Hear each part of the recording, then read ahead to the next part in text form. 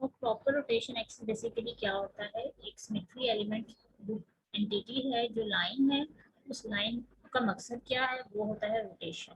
तो जो काम उस पर हो रहा है सिमेट्री ऑपरेशन जो है वो रोटेशन का है, जिसे हम कहते हैं काउंटर क्लॉकवाइज रोटेशन। ठीक है, अब वो रोटेशन किस तरह निकालते हैं हम, ये हम आगे सारा स्टडी करेंगे। सी एन का मतलब होता है प्रॉपर रोटेशन। फिर आता है एक सिग्मा। सिग्मा का मतलब होता है, जो वर्ड हमने पीछे यूज किया था, प्लेन। ठीक है, एक प्लेन शेप है, ज्योमेट्री है, जिसे हम यूज करते हैं, उसे हम कहते हैं symmetry plane. Symmetry plane just like behave like a mirror. Plane, plane मतलब जैसे मैं अगर आपसे कहूँ आपके पास एक वाटर मॉलिक्यूल है, ठीक है, यू हैव वाटर मॉलिक्यूल, अगर मैं आपसे कहती हूँ इसके अंदर मैंने मिरर रख दिया। मिरर मतलब मिरर की शेप अगर मैं यहाँ से प्लॉट करने की कोशिश करती हूँ, so if I have a plane, मैंने सपोज शीशे को इसमें पास ऑन किया है, मिरर को, तो इसके मिरर की इस तरफ भी एज है और इस तरफ भी एज है, इसे हम कह देते हैं कि हमने प्लेन पास किया। तो मॉलिक्यूल में देखो, मॉलिक्यूल में कोई फर्क नजर नहीं आया, मॉलिक्यूल स्टार्ट में जैसे था वैसे ही बाद में भी नजर आ रहा है, तो इसका मतलब there is a symmetry element and symmetry operations applied here. तो सिमेट्री यहाँ पे मौजूद है। तो सिमेट्री का मकसद ये होता है कि आप कुछ भी अप्लाई करके देख लो तो चीज़ वैसी की वैसी आपके पास मौजूद हो, दिखने में, विजुअलाइजेशन में आपकी आंखों से, आपकी नज़र से, व्यू से आपको ऐसा लगे कि वो चीज़ बिल्कुल वैसे बगैर किसी फर्क के साथ मौजूद है। उसके बाद आपके पास नेक्स्ट पॉइंट आता है एस एन। एस एन का मतलब होता है, अब देखो चीज़ें तो हमारे पास तीन ही है, एक डॉट पॉइंट है, एक लाइन है और एक प्लेन है। तीनों तो हमने इस्तेमाल कर ली थी। एस एन का मतलब क्या है, S N is such a symmetry element, जिसमें क्या होता है, इसमें आपके पास प्लेन भी मौजूद होता है और रोटेशन भी होती है, यानी कि ये this is combination of to symmetry elements, जिसमें एक लाइन भी मौजूद है और एक प्लेन भी मौजूद है। इन दोनों का मकसद क्या होता है, पहले आप चीज़ को रोटेट करेंगे, फिर उसके दरमियान मिरर रख देंगे, तो जो चीज़ आपके पास आएगी उसे हम कह देते हैं this is the symmetry element S N, और जो काम हुआ है उसे हम कह देते हैं क्या हो रहा है वहाँ पे, रोटेशन प्लस प्लेन आ रहा है। ठीक है, उसके बाद ई है। ई का मतलब होता है identity. E for identity element, यानी इसमें क्या होता है, चीज़ में कोई काम करने की जरूरत ही नहीं पड़ती, लेकिन चीज़ वैसी की वैसी रहती है। यानी आप ये समझ लो, आपने जो भी चीज़ अप्लाई की है, जैसे इसमें मैंने अगर आपसे कहा कि मैंने इसमें प्लेन रखा है, मिरर पास किया, तो मिरर पास करने के बाद स्टार्ट में भी एज इधर था, बाद में भी एज इधर ही रहा, तो फर्क नजर नहीं आया ना, दोनों चीज़ें वही वही पोजीशन से। तो इसका मतलब ये क्या है, इसमें आइडेंटिटी है। आइडेंटिटी का मतलब क्या हो गया आपके पास, कि कोई भी आप काम करके देख लो तो उसमें जो चीज़ स्टार्ट में थी वैसे की वैसी ही रह जाए, वैसे की वैसी वापस आ जाए, इसको आइडेंटिटी कहते हैं। बेसिकली यहाँ पे ये सारे सिमेट्री एलिमेंट्स और सिमेट्री ऑपरेशंस हैं जिसको हम स्टडी करेंगे वन बाय वन देखते हैं। तो सबसे पहले हम देखते हैं रोटेशन। ठीक है, रोटेशन क्या होती है, रोटेशन कहते हैं इस चीज़ को कि ऐसा ऑपरेशन जिसको हमने बात पीछे पढ़ा, जिसे हम कह देते हैं, मैंने आपसे बात, इसके बहुत सारे नाम है, इसका नाम है रोटेशन ऑपरेशन है, प्रॉपर रोटेशन है, या प्रॉपर एक्सिस ऑफ सिमेट्री है, whatever the name it is. इन तीनों का मकसद क्या होता है, इस सब में एक सिमेट्री एलिमेंट मौजूद होता है, जिसे हम कह देते हैं there is a line present, एक लाइन प्रेजेंट होती है। वो लाइन का मकसद क्या होता है कि इसके ऊपर हम चीज़ों को रोटेट करते हैं, एंटी क्लॉकवाइज में क्लॉकवाइज रोटेशन हम लेकर आते हैं, चीज़ों को रोटेट करते हैं। अब वो रोटेशन किस तरह होती है, इट इज 360 बाय एन। एक फॉर्मूला हमारे पास है 360 बाय एन।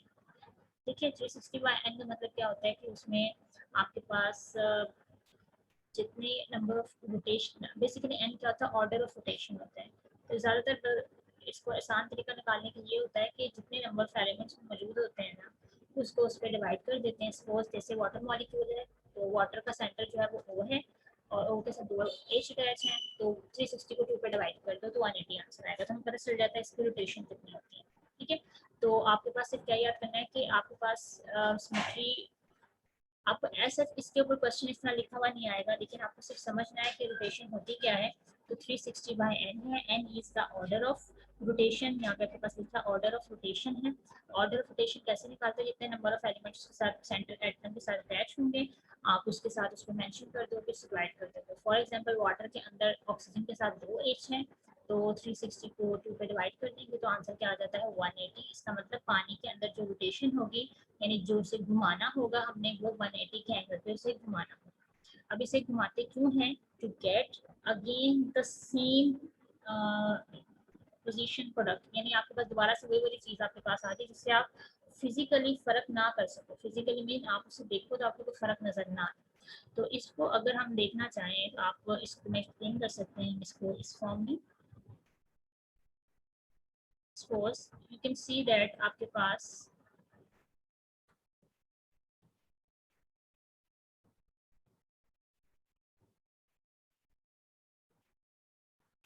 आप देखो ये आपके पास एक मॉलिक्यूल है वाटर का, ठीक है, जिसे मैं रोटेट करके रखा रही हूँ, ठीक है, this is the water molecule. अब वाटर मॉलिक्यूल ये आपके पास जो मौजूद है, इसमें आपको जो व्हाइट कलर का पोर्शन नजर आ रहा है, दिस इज बेसिकली क्या है, ये आपके पास एच है और सेंटर में आपको रेड नजर आ रहा है, दिस इज ओ। अब ये आपके पास वाटर का मॉलिक्यूल है, मैं आपसे कह रही हूँ कि इसमें मैंने शो करना है लाइन को पास करना। अब लाइन को जब मैं पास करूंगी तो वो कैसे आ जाएगी, दिस वन, ये आपको लाइन नजर आ रही है। अब ये लाइन के है मॉलिक्यूल के बिल्कुल एग्जैक्ट बीच में से गुजर रही है ओ के दरमियान से, ये नहीं कि बस ओ कहीं पड़ा हुआ एच कहीं है उसमें से गुजर रही है। अब ये लाइन देखो आपको सिर्फ नजर आ रही है इस ओ में से पास ऑन करती हुई जा रही है, ओ में से ये लाइन पास की सी टू। अब यहाँ पे सी टू क्यों लिखा, क्योंकि देखो मैंने भी आपसे हमने भी देखा था कि आपके पास 360 बाय क्या करना है, हमें एन करना है, ठीक है। 360 को 2 पे डिवाइड किया था क्योंकि 2 इससे ऐड थे, तो यहाँ पे आंसर आ गया था 180। 180 डिग्री का मतलब हुआ कि आपका रोटेशन जो है एंगल क्या है 180।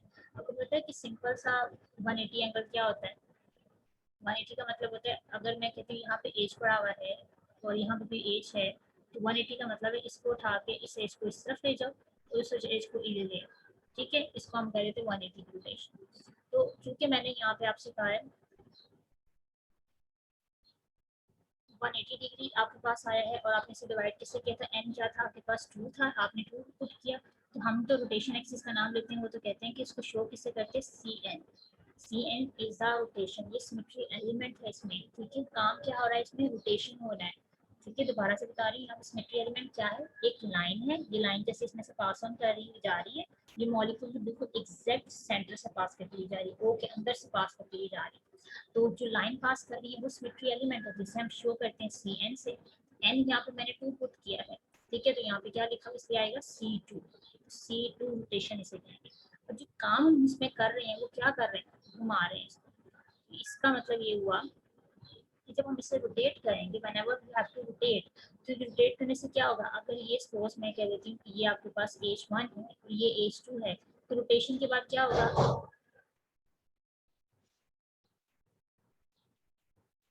रोटेशन के बाद ये वाला मॉलिक्यूल इधर चला जाएगा, ठीक है, जो यहाँ पे एज था वो उधर चला गया। यू कैन सी दैट कि ये मॉलिक्यूल मैं आपको रोटेट कर रही हूँ तो देखो पूरे 180 पे रोटेट कर रही हूँ, मॉलिक्यूल की पोजीशन चेंज होगी, तो मॉलिक्यूल में कोई फर्क तो ना आया ना, जो चीज पहले थी वैसे की वैसे ही।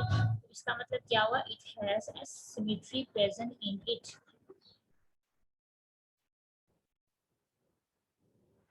सो वाटर मॉलिक्यूल्स में जो रोटेशन है वो 2 टाइम्स आपके पास, सपोज मैं आपको यहाँ पे करके दिखाती हूँ, 2 नंबर ऑफ एटम के 2 रोटेशन पॉसिबल है। अब हमने अभी जो शो की वो आपके पास क्या थी, सिंगल एक रोटेशन मैंने आपको 3D में दिखाई। अब हम देख लेते हैं कि ये किस तरह से आपके पास आती है। Suppose you have oxygen and have hydrogen. मैं इसको फर्क करने के लिए इसको मैं H1 का नाम दे देती हूँ, इसको मैं नाम दे देती हूँ H2 का, ठीक है, दिस इज H2। जब हमने इसको रोटेट किया एक बार, जब एक बार रोटेट करते हैं ना तो यहाँ पे 1 लिखते हैं, ठीक है, लेकिन मुझे पता है ये 2 बार रोटेट होने। अब एक बार जब रोटेट करेंगे, ये देखो ना ये लाइन पास की, ऑक्सीजन की बिल्कुल सेम पास की, और यहाँ पे मैंने एरो दे दिया कि वी आर डूइंग रोटेशन, ठीक है, तो यहाँ पे ऑक्सीजन तो वहीं का वहीं रहेगा, जब रोटेट करेंगे तो ये H2 और H1 एक दूसरे की पोजीशन चेंज कर लेंगे। अपरेंटली तो फर्क कुछ नहीं है क्योंकि वो भी हाइड्रोजन है वो भी हाइड्रोजन है, लेकिन फर्क फिर भी इसमें मौजूद थोड़ा सा है। अच्छा जी, हमने जब ये ऑपरेशन अप्लाई करते हैं तो हमारा मकसद सिर्फ क्या होता है कि हमारे पास स्टार्ट जो चीज़ स्टार्ट में थी वही वाली एंड पे भी आए, ठीक है। अब आप देखो ये आपकी इनिशियल मॉलिक्यूल है और ये आपने रोटेट किया, तो ये रोटेट करके इसमें से लाइन पास की हुई है, तो आप देखो पोजीशन आल्टर हो गई। क्या ये एक दूसरे के आइडेंटिकल हुए? अभी नहीं, आइडेंटिकल नहीं हुए, तो इसका मतलब there is another rotation also possible. तो रोटेशन जब दोबारा करेंगे तो हम इसमें कैसे लिखते हैं, we will write it as C2। दोबारा रोटेशन कर रहे हैं, अब रोटेशन क्या होगी, दोबारा से इसमें 180 की रोटेशन करेंगे तो क्या होगा, अब ये H1 यहाँ पे था, ये H1 दोबारा से मूव करके कहाँ चला जाएगा, उस दोबारा पहले वाली पोजीशन पे। तो यहाँ पे क्या लिखा जाएगा, O, यहाँ पे H1, ठीक है, और यहाँ पे टोटल H2। अब 360 बाय n करने का मकसद है आपको ये पता चलेगा किस एंगल पे रोटेट करना था। लेकिन हमने क्या किया, पहले एक रोटेशन की तो कितनी की, 180 की, दोबारा की तो कितनी की, 180 की, टोटल कितनी हो गई 360। तो ज़्यादा से ज़्यादा किसी में रोटेशन मैक्सिमम नंबर पॉसिबिलिटी है वो 360 डिग्री का। तो हमने क्या किया कि हमने, क्योंकि हमें सिमेट्री एलिमेंट्स का मकसद ये होता है सिमेट्री ऑपरेशन का, कि आप कुछ भी अप्लाई करके देखो, इस तरीके से अप्लाई करो उस काम को, उस ऑपरेशन को यूजिंग सिमेट्री एलिमेंट्स, के बाद में आपके पास जो चीज़ आप आए वो इनिशियल फाइनल, देखो ये फाइनल है, दिस वन इज फाइनल, ये फाइनल है, आप देख सकते हैं इसमें, इसमें और स्टार्ट वाले में कोई फर्क नजर नहीं आ रहा। जब कोई फर्क नजर नहीं आ रहा तो you can say that these are basically क्या है, identical, equivalent and identical to each other, ठीक है, ये आइडेंटिकल है, ठीक है ना, आइडेंटिकल टू ईच अदर। इसका मतलब आप एंड वाले प्रोडक्ट में और स्टार्ट वाले प्रोडक्ट में कोई फर्क नहीं कर सकते, तो you can say that these are indistinguishable. तो यही चीज़ वो आपको एक्सप्लेन करना चाह रहा है on your in the blue book. जो टॉपिक है आपका रोटेशन का, कि रोटेशन क्या है, कि आपने मॉलिक्यूल्स को इतना फिजिकली मतलब आपके पास इतना आना चाहिए कि उसमें कोई फर्क मौजूद ना हो, इनडिस्टिंग्विशेबल फ्रॉम द वन, ठीक है। तो उसके लिए उसने यहाँ पे आपको शो कर दिया, तो यहाँ पे एलिमेंट ए था, यहाँ पे बी शो कर दिया, जब उसको रोटेट किया अबाउट C2 एक्सिस तो आपके पास बी इधर आ गया और ए इधर चला गया, ठीक है। तो इसी तरह भी हम एक और एग्जांपल देखते हैं कि हमारे पास जो एग्जांपल है वो है, मोर देन अदर भी एग्जांपल पॉसिबल हो सकती है, हम देख लेते हैं एग्जांपल अमोनिया की, ठीक है, अमोनिया की एग्जांपल देख लेते हैं। तो you very well know that कि जो अमोनिया की एग्जांपल है उसमें क्या होता है, नाइट्रोजन सेंटर में होता है, और क्या होता है हमारे पास, you have this is the axis, ये आपको लंबाई नजर आ रहा है, ठीक है, ये कहाँ से पास ऑन करते हुए जा रहा है आपको पता है। अब आपको ये भी पता है कि जो अमोनिया का स्ट्रक्चर होता है वैसे तो वो टेट्राहेड्रल शेप में ही आ रहा होता है, अमोनिया के अंदर लॉन पे मौजूद होता है, तो ये नाइट्रोजन और अमोनिया है ये कुछ इस तरह से मौजूद होते हैं, इसको थोड़ा सा ऐसे आ गया, ठीक है, ये लाइन इसमें से पास करती हुई जा रही है। सपोज अगर मैं कहती हूँ आपको कि ये जो एलिमेंट है स्टार्ट में, दिस वन इज H1, ठीक है, ये H2, ये H3, नंबर ऑफ आइटम 3 हैं, तो आप इसको 360 को 3 पे डिवाइड करोगे तो आंसर आ जाएगा 120। तो आपको पता चल जाएगा कि इसमें जो रोटेशन होनी है बार बार जो हम करवाएंगे 120 है, लेकिन करानी कितनी दफ़ा है, 3 दफ़ा करानी है, क्योंकि इसमें 3 है। 3 दफ़ा कराने का मकसद क्या है, क्योंकि 3 दफ़ा इसलिए कराएंगे ताकि आपके पास वो चीज़ दोबारा से वही रिटर्न आ जाए। सपोज देखो अगर मैं रोटेट कराती हूँ इसे एक दफ़ा 120 के एंगल में, तो 120 के एंगल में क्या होगा, ये जो H1 है ये किसकी जगह पे चला जाएगा, H2 की जगह पे, ठीक है, H2 किसकी जगह पे चला जाएगा, H3 की जगह पे, और H3 कहाँ चला जाएगा, H1 की जगह पे। तो अगर मैं इसे कंपेयर करूंगी स्टार्ट वाले से तो वो चीज़ तो वो नहीं आएगी ना। तो इसका मतलब ये हुआ कि इसकी जो रोटेशन अगर हमें शो करनी होती है मॉलिक्यूल्स की, तो वो हम कैसे शो करते हैं, हम इसको दोबारा देख लेते हैं। से दैट कि अगर हमने रोटेशन दिखानी है अमोनिया की, तो मैं अब, क्योंकि हम पेज पे 3D स्ट्रक्चर नहीं दिखा सकते, तो मैं सिर्फ आपको थोड़ी सी क्लैरिफिकेशन करने के लिए मैं इसका स्ट्रक्चर कुछ इस तरह से ड्रॉ कर रही हूँ कि यहाँ पे H1 है, ठीक है, यहाँ पे H1, यहाँ पे H2, यहाँ पे H3, ठीक है, ये आपके पास स्ट्रक्चर आ गया। अब जो लाइन हम पास करवा रहे हैं वो किस में से पास करी, दिस नाइट्रोजन में से। असल में इस लाइन में गुजरना कैसे, इस नाइट्रोजन के बिल्कुल बीचों बीच में से, लेकिन जब हम पेज पे ड्रॉ करते हैं तो फिर हम जो है इस तरह ड्रॉ कर सकते हैं। एंगल की रोटेशन हमने पता कर ली कितनी होनी चाहिए, 360 को 3 पे डिवाइड किया 120 का एंगल होगा, रोटेशन कितनी है 2, लेकिन आपके पास 3 एलिमेंट्स मौजूद हैं तो 3 दफ़ा रोटेशन पॉसिबल होगी, तो जो चीज़ आपकी स्टार्ट में है वही आपके पास एंड पे आएगी। तो पहली रोटेशन जब करेंगे तो आपके पास क्या आता है n। अब मैंने रोटेशन करनी है, मैंने आपको पहले कहा था कैसे रोटेट करनी है। सपोज अगर मैं यहाँ से चल रही हूँ तो दिस इज, ये रोटेशन करवा रही हूँ मैं, H1 की पोजीशन H2 की तरफ चली जाएगी। ठीक है, ऐसे ही होगा। ठीक है, ये आ गया H2, H2 सॉरी, यहाँ पे आ जाएगा H1, यहाँ पे आ जाएगा H2, ये आ जाएगा H3। ठीक है, ये तो पॉसिबल हुई। कितनी रोटेशन हुई, दिस इज द रोटेशन 1, ये तो रोटेशन 1 हुई। अब हमें क्या करना है, रोटेशन 2 करनी है, दोबारा रोटेट करेंगे, क्योंकि हमें तब तक रोटेट करते रहना है जब तक हम अपना ओरिजिनल मॉलिक्यूल जैसा पहले था वैसा लेना नहीं, फिजिकली उसमें फर्क ना हो। अब क्या होगा, अभी एन है, अब रोटेशन क्या होगी, पहले इस तरफ गए थे, अब दोबारा से क्या होगा, पॉइंट आप पास करोगे, this one is the point. अब फिर से वही रोटेट करेंगे। ठीक है, अब रोटेट करने से क्या होगा, फिर से क्या हो जाएगा, वही वाली रोटेशन आपके सामने आ रही होगी। तो आप क्या करोगे, अब H1 इधर था, अब इधर चला जाएगा। तो मैं यहाँ पे लिख सकती हूँ कि यहाँ पे क्या हो गया, H1 इधर आ गया। ठीक है, H2 इधर चला गया, H3 इधर आ गया। ठीक है, अब ये तो होगी 2 रोटेशन, मैंने कहा 3 रोटेशन है। अभी भी देखो फर्क आ रहा है ना, पोजीशन अभी भी हमारी नहीं है, जैसा स्टार्ट में स्ट्रक्चर है वैसा हमारे पास नहीं है। तो हम एक और रोटेशन पॉसिबल करवाएंगे। अब रोटेशन कराएंगे दोबारा से, कैसे होगी, आप इसमें से फिर से प्लेन पास कर दो, प्लेन। ठीक है, उस प्लेन से क्या हो जाएगा आपके पास, ये एन है, ये मॉलिक्यूल्स आके अटैच होंगे। अब रोटेशन फिर से कैसे होगी आपके पास,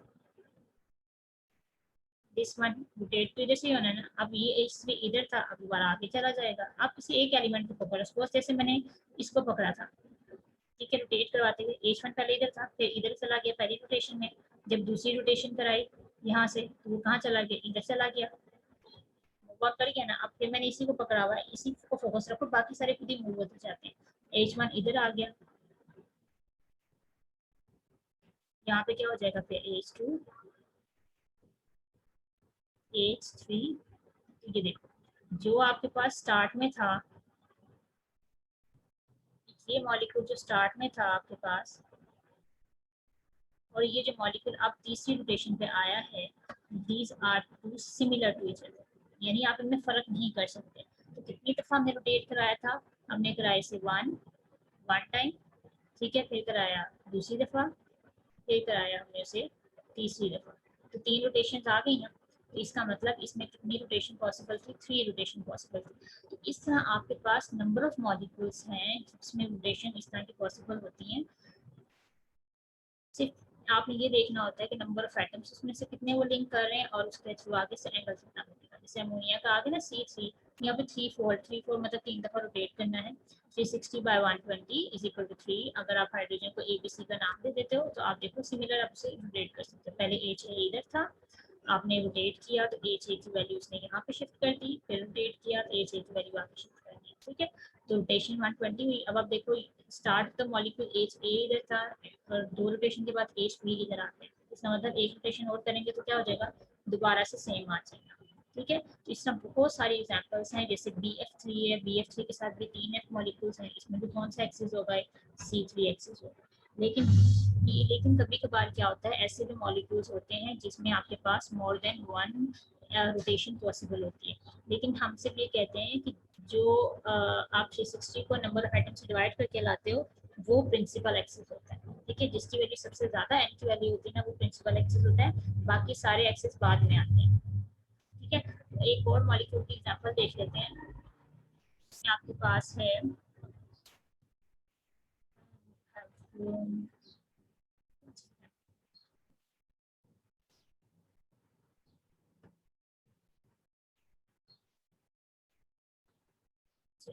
ये एक एग्जांपल ले लेते हैं। अच्छा मुझे बताओ, इसमें अगर आपको कहा जाए, आपने बताना है एक्सिस कितने हैं।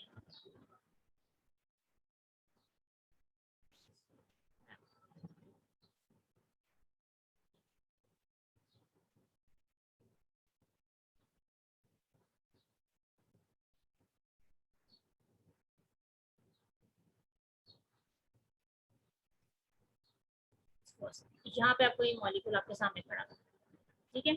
अब इस मॉलिक्यूल के आपको नजर आ रहा है, वैसे तो ये एग्जांपल जो है वो BRF5 की है, ठीक है। लेकिन इसमें क्या होता है, ये जो मॉलिक्यूल आपके सामने लिखा हुआ है आपको नजर आ रहा है, इसकी 4 कॉर्नर्स की शेप नजर आ रही है, ठीक है। अब मैं आपसे कहती हूँ कि इसमें C4 एक्सिस है, ठीक है। अब C4 एक्सिस कैसे नजर आ रहा है, लुक एट दिस, ये लाइन पास आउट कर रही है इसमें से, ठीक है। अब ये ऐसा क्यों है, देखो आपके पास जो ये जो 4 मॉलिक्यूल की जो शेप नजर आ रही है कि इस तरीके से कि ये एक प्लेन के अंदर 4 मॉलिक्यूल हैं, ठीक है। और जो एक है आपके पास F का मॉलिक्यूल वो आउट ऑफ द प्लेन है।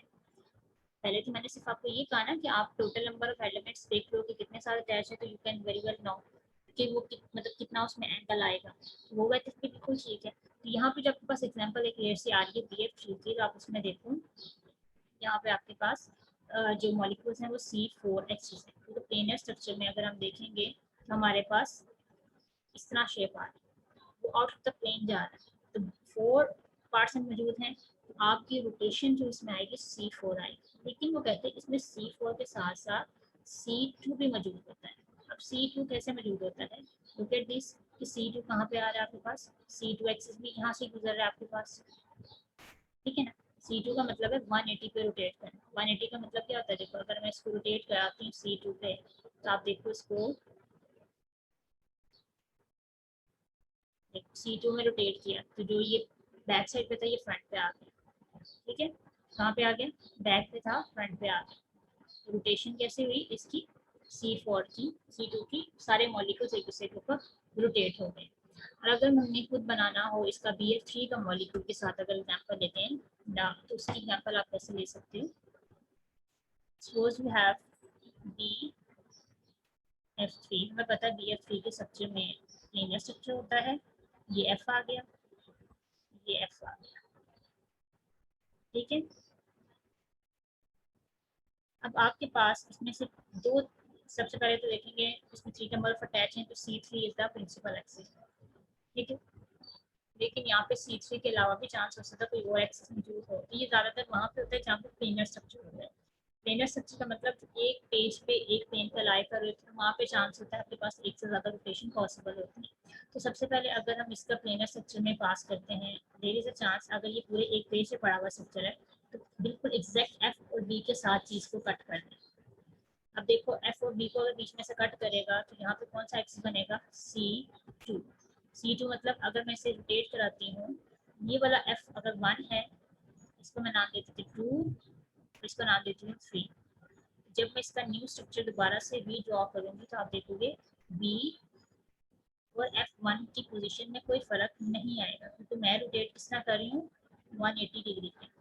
F1 वही रहा, फर्क किस में आएगा, सिर्फ F3 में और F2 में, ठीक है। इसका मतलब ये होता है कि ये आपने इस तरीके से पास किया है लाइन को कि वो F1 और B दोनों में से पास करती हुई गुजर रही है, ठीक है। और अगर इसे दोबारा से रोटेट कराएंगे तो फिर F2 वापस उस जगह पे आ जाएगा, F3 अपनी जगह पे आ जाएगा, ये हो गया C2 एक्सिस, ठीक है। अब आपके पास क्या है, हमने बात ये तो कर ली कि आपके पास ये वाला एक्सिस जो है हो सकता है पॉसिबल। अब हमारे पास दूसरा है C3 कैसे इसमें से नजर आएगा, ठीक है। C2 तो दिखा दिया हमने, अब इस मॉलिक्यूल में C3 कैसे नजर आएगा। C3 के लिए देखो आप जब भी प्लेन पास करोगे इस मॉलिक्यूल में से, आप जब इस मॉलिक्यूल में से लाइन पास करोगे, अब वो F को कट करती हुई नहीं जाएगी, वो लाइन कट करती हुई किससे जाएगी, वो लाइन कट करेगी आपके पास इस मॉलिक्यूल, यानी आपके पास जो लाइन है वो इसमें से पास करेगी। तो पेज पे जब हम नहीं शो कर सकते फिर हम उसको इस तरह शो कर देते हैं कि बी में से पास करेगी। जब बी में से पास करेगी तो आपकी जो शेप होगी वो किस तरह आएगी, 120 के एंगल पे। अब पहले बी के साथ F1 ऊपर था, मैं अगर इसको पकड़ लेती हूँ, इसको रोटेट करा रही हूँ इधर, तो ये क्या हो जाएगा, देखेंगे तो सारे F ही ना, फर्क तो कोई नहीं आएगा, सारे F मॉलिक्यूल्स हैं, ठीक है। तो यहाँ पे F1 पहले इधर आ जाएगा, ठीक है। अगर F1 इधर आएगा तो इसकी वजह से F2 आगे भी मूव कर जाएगा और ये F3 इधर आ जाएगा, ठीक है। इसी तरह अब आगे जब बार रोटेशन करेंगे तो क्या होगा, F1 इधर था, अब अगले स्टेप में कहाँ चला जाएगा, दिस वन। तो ये अगर पहली रोटेशन है ठीक है, ये दूसरी रोटेशन आएगी। इसी तरह तीसरी रोटेशन आएगी। अगर इसमें मॉलिक्यूल में देखते हैं तो यहाँ पे एफ कहाँ पे आ जाएगा, यहाँ पे आ जाएगा F3, इसकी वजह से चला गया F1 आगे। तो देखो ये आपके पास इक्विवेलेंट स्ट्रक्चर है, इस सबको हम इक्विवेलेंट कहते हैं क्योंकि इनमें ये एक दूसरे के बराबर भी होते हैं लेकिन थोड़ी सी पोजीशन का फर्क होता है, तो ये इक्विवेलेंट है, इक्वल नहीं। ठीक है, तो यहाँ पे भी क्या आ जाएगा F2। ठीक है, तो इसका मतलब क्या हुआ कि अगर हम तीनों मॉलिक्यूल को इकट्ठा रोटेट करेंगे तो लाइन जो पास करेगी वो सेंटर से पास करेगी। ठीक है, तो सेम यही चीजें आपके पास सारी आती हैं रोटेशन एक्सिस में।